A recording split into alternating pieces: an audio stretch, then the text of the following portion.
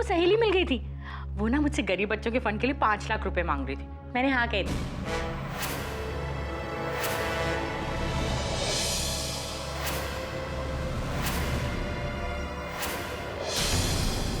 तुम्हारा दिमाग तो ठीक है? 5 लाख बहुत बड़ी रकम होती है। वो कहने लगी कि अब तो हम इतने बड़े घर में रहते हैं, इतने बड़े अमीर आदमी की रिश्तेदार है, तो 5 लाख रुपए तेरे लिए क्या चीज है? और वैसे भी इज्जत का सवाल था ना, मैंने हाँ कह दी। हाँ करने से पहले जरा सोचा तो होता। देखो जी, भाई राजा की इज्जत का सवाल था, मैं ना कैसे करती। जी कादम्बरी जी, गरीब बच्चों की मदद करना तो बहुत पुण्य का काम होता है, और ये तो सबको ही पता है कि इन्हें भी गरीबों की मदद करना कितना अच्छा लगता है। आप इन्हें बस दिल्ली से आ जाने दीजिए, फिर आप उनसे बात कर लीजिएगा। मुझे पूरा विश्वास है कि वो आपको 5 लाख रुपए जरूर दे देंगे।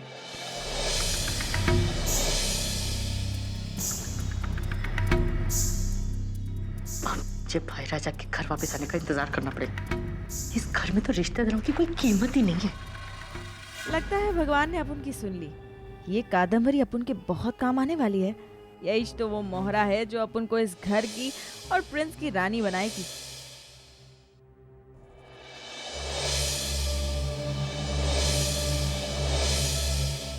वैसे नंदिनी जी तो अपना शरबत जबरदस्ती मुझे ही पिलाने वाली है।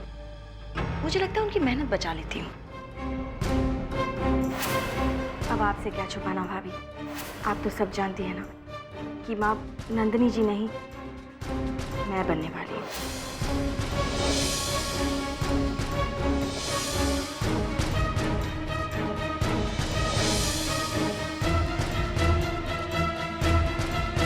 दुल्हन, क्या सोच रही हो बेटा? फातिमा भी वो मैं अच्छा, राजा के बारे में सोच रही हो ना? अरे बेटा, वो 2 दिन के लिए तो दिल्ली गया है। क्या बातें हो रही है सास बहू में? अरे नंदिनी, दुल्हन राजा के बारे में सोच रही थी। राजा दिल्ली 2 दिन के लिए गया है और उसका दिलो दिमाग वहां थोड़ी लग रहा होगा। उसका तो दिलो दिमाग इस घर में लग रहा होगा। और तुम्हें पता है वो दिल्ली में क्या कर रहा होगा? हर दुकान में जाके अच्छे अच्छे कपड़े और नए नए खिलौने देखकर खरीद रहा होगा। राजा बेइंतहा खुश है, और खुश भी क्यों ना हो, उसके घर में 3-3 औरतें मां बनने वाली हैं। अरे दुल्हन, तुम्हें याद है जब तुम्हारी पहली बार सोनोग्राफी हुई थी? टीवी स्क्रीन पे जब उसने बच्चे को हिलते हुए देखा तो राजा की खुशी की इंतहा नहीं थी। राजा भी बच्चों जैसा हो गया था। अब तुम्हें पता है, दुनिया का हर बाप अपने अजन्मे बच्चे को हिलता देखकर, उसकी धड़कन सुनकर बहुत खुश होता है, और वो चाहता है कि बस अपने बच्चे को देखता ही रहे, क्योंकि वो अपने आप को अपने बच्चे और उसकी माँ से करीब महसूस करता है। इस बुढ़िया ने तो अपन की प्रॉब्लम खल्लास कर दी। अब तो अपन भी करवाएगी सोनोग्राफी। देखती है अपने बच्चे को हिलता डुलता देख कैसे अपन से दूर रहता है। तो अब तो तेरा बच्चा तेरे को अपन के पास लाएगा प्रिंस।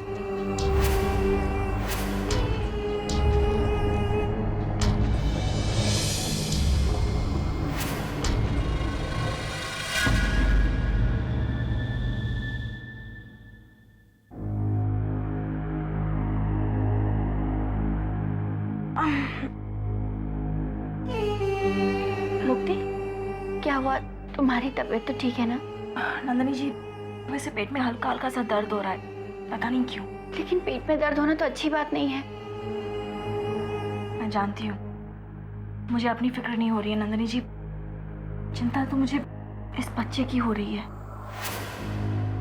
भगवान इस बच्चे को स्वस्थ रखे बस। नंदिनी जी, मुझे लगता है हम वो क्या कहते हैं उसे, सोनोग्राफी, हम वो करवा लें, उससे बच्चे के बारे में सब कुछ पता चल जाता है ना, और मैं भी इस बच्चे को लेकर फिर निश्चिंत हो जाऊंगी। हाँ, अरे तुम्हारी सोनोग्राफी तो हमें पहले ही करवानी चाहिए थी। ठीक है, हम अभी डॉक्टर से बात कर लेते हैं। जी।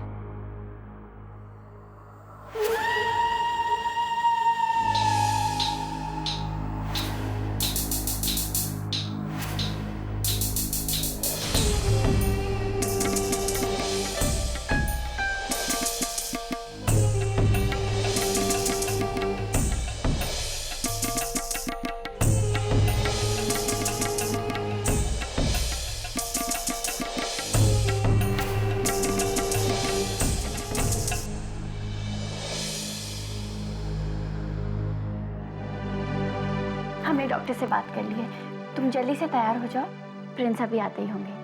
जी, मैं एक काम करती हूँ, मैं तैयार हो जाती हूँ, तब तक नंदिनी जी आप ये जूस पी लीजिए। मुक्ति, ये जूस तुम्हारे लिए लाए हैं। मुझे भूख बिल्कुल नहीं लग रही है, जूस खराब हो जाएगा, पी लीजिए। ठीक है।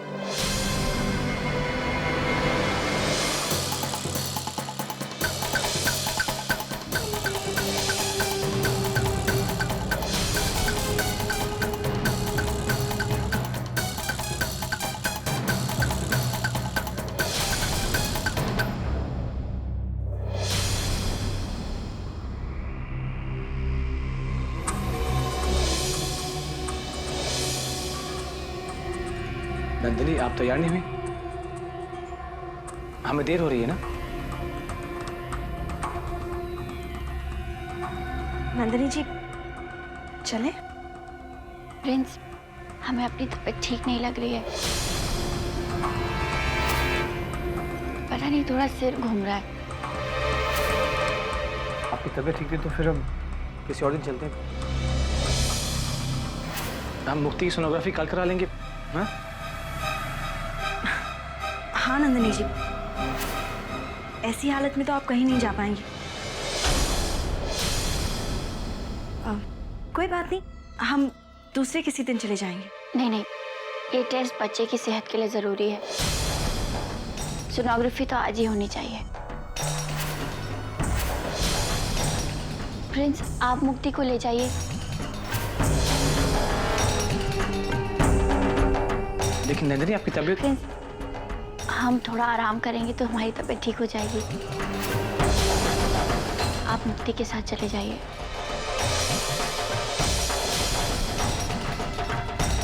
अब आप सोच क्या रहे हैं? जाइए, मुक्ति को ले जाइए।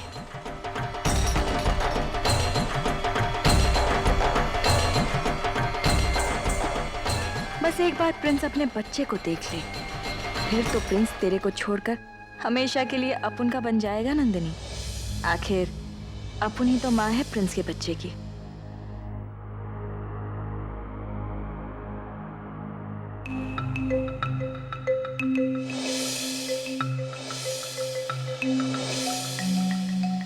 डॉक्टर साहब, मैं बाहर रुकता हूँ। सुनिए,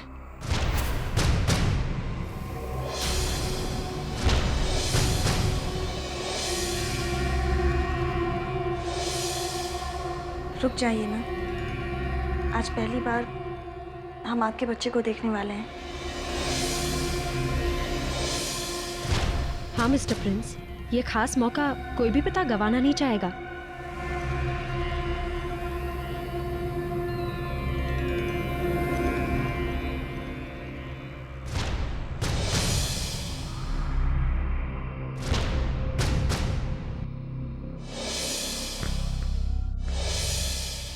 ये देखिए, ये आपके बच्चे की तस्वीर है। कितनी हलचल कर रहा है, बहुत ही तंदुरुस्त है आपका बच्चा।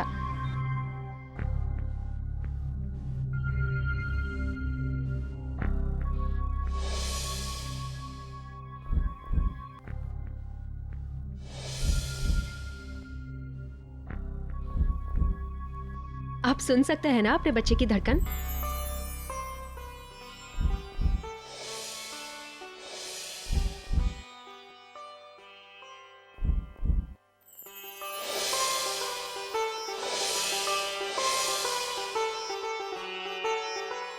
डॉक्टर साहब, ये मेरा बच्चा है।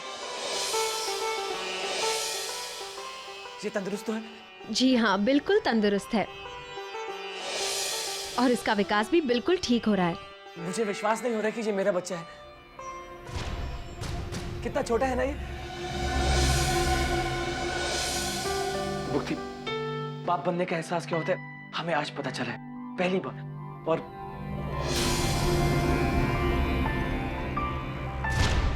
ये खुशी हमें आपने दी है। हाँ,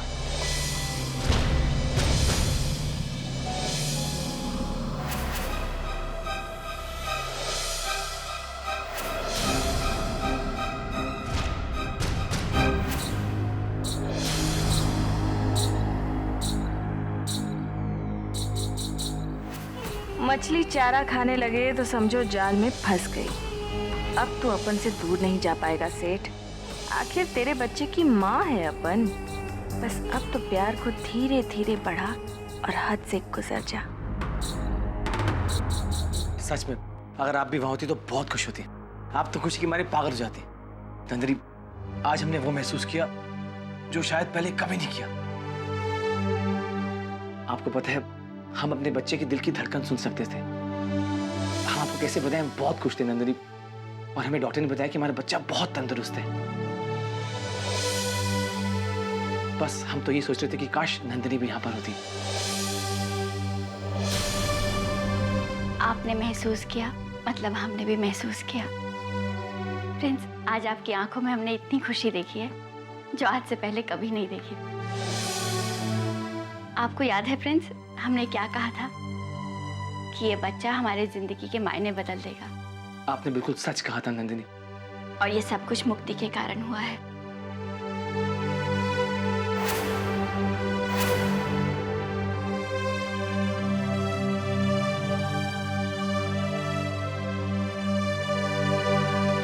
मुक्ति, सच में तुमने हमारे लिए जो कुछ भी किया है, हम उसका शुक्रिया अदा तुम्हें कभी नहीं अदा कर पाएंगे।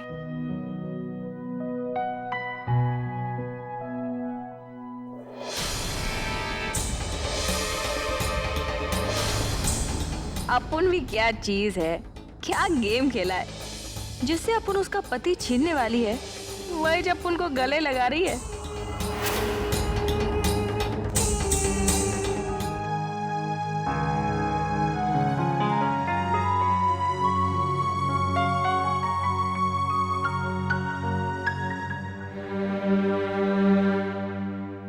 फातिमा बी, आज आपने अल्लाह से क्या मांगा दुआ में? अब देखो ना, राजा, अंबर और गुंजन तीनों बाहर हैं। उन तीनों की बहुत याद आ रही थी, इसीलिए उनके लिए दुआ मांग रही थी। तो ऐसा लगता है फातिमा बी कि अल्लाह ने आपकी दुआ सुन ली है।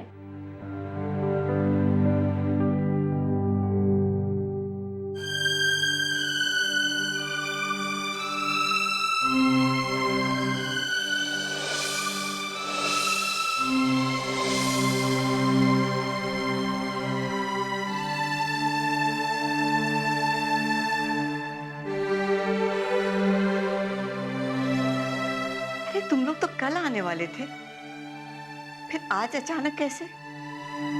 जब माँ का जन्मदिन है तो बच्चे माँ से दूर कैसे रह सकते हैं?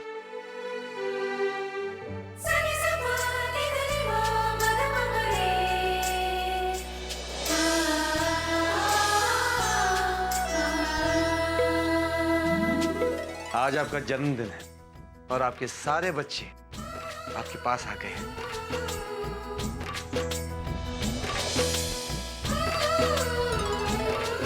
जन्मदिन मुबारक। खुश रहे मेरा बच्चा, खुश रहे।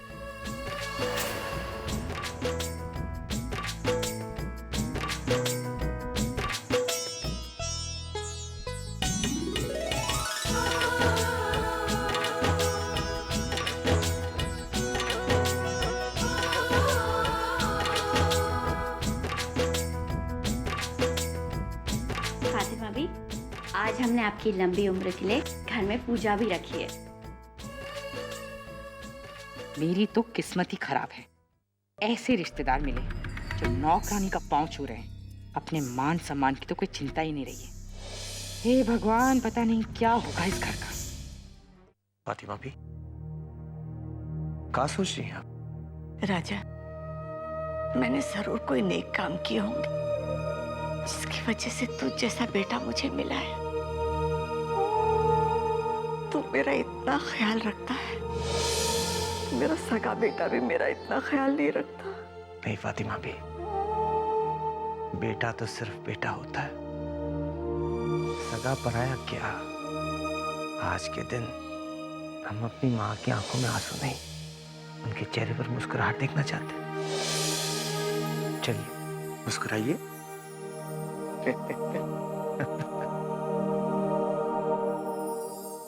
अरे प्रिंस, आइए ना, हमें आपसे कुछ काम था।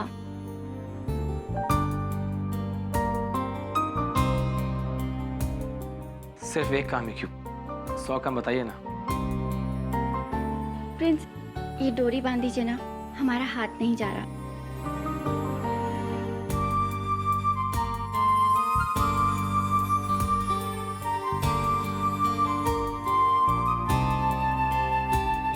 आज आप बहुत खूबसूरत लग रही हैं। जी कर रहा है कि आप बस सामने खड़ी रहें और मैं आपको ऐसे ही देखता रहूं।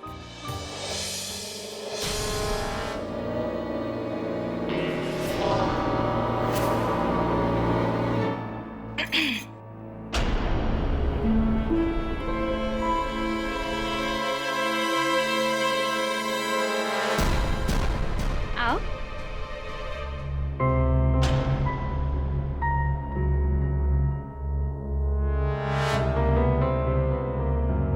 मुझे नीचे कुछ काम है, आप तैयार होकर जल्दी आ जाइए।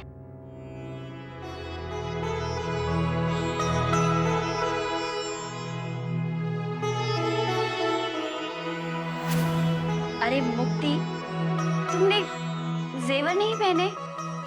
तुम्हारा गला कितना सूना लग रहा है। जी मेरे पास गहने नहीं है। तुम एक मिनट रुको। लेकिन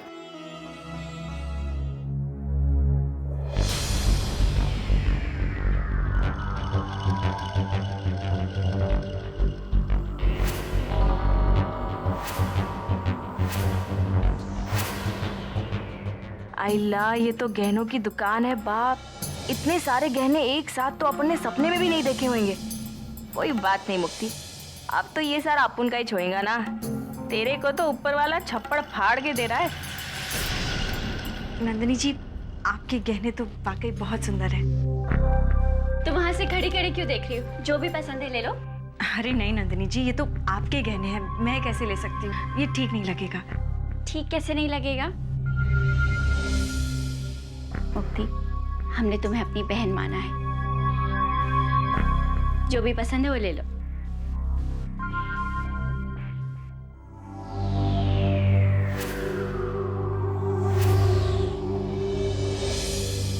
वैसे इन सब में से आपका ये हार बहुत सुंदर है, सच। अच्छा, तुम्हें पसंद है? ठीक है, तो तुम यही वाला ले लो। अरे नहीं नंदिनी जी, ये हार आपने पहना है, मैं कैसे पहन सकती हूँ? मुक्ति, हमने पहना है या तुमने पहना है, एक ही बात है ना। लेकिन नंदिनी। हाँ, अब लेकिन वेकिन कुछ नहीं, हमने कह दिया ना। नंदिनी जी, आपसे बहस में मैं कभी नहीं जीत सकती। हम पहनाते हैं।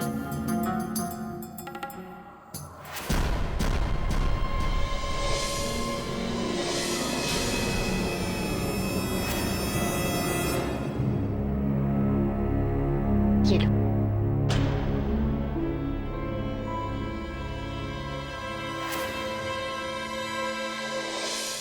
नंदिनी, ये क्या नंदिनी, अपना हार तुम मुक्ति को दे रही हो?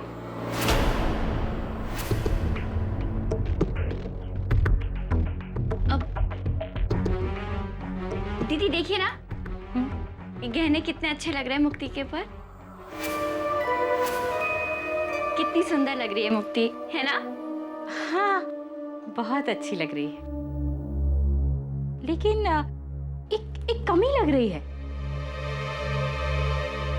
मंगलसूत्र।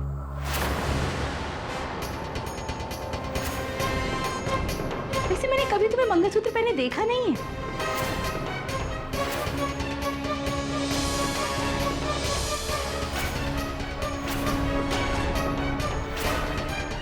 क्या है ना, सुहागन की निशानी होती है इसीलिए।